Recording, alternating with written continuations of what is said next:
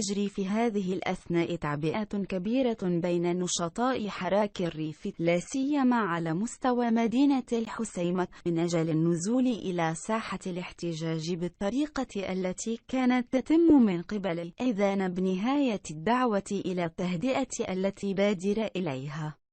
عدد من شباب حراك الريف، رغم أنها لم تكن محل إجماع بينهم.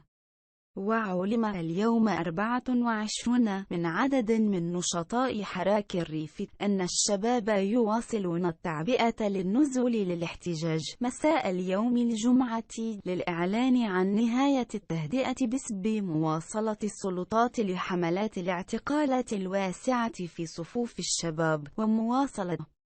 المحكمة في إصدار أحكامها التي وصفها القاسية في حق شباب الحراك. واعتبر عدد من النشطاء أن وقفة اليوم المنتظر تنظيمها الساعة 6 ستكون كذلك رد فعل على عدم الشروع في إطلاق سراح باقي المعتقلين، كما سبق أن اقترح بعض الشباب في برنامج تهدئة.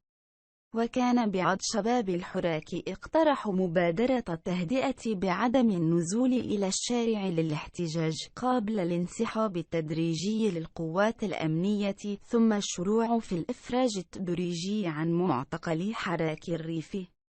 لكن شباب الحراك الذين تحدثوا إلى اليوم 24 اعتبروا أن السلطات لم تتجاوب مع مطالب التهدئة، مما يجعلهم في حل من أمرهم بخصوص هذه التهدئة.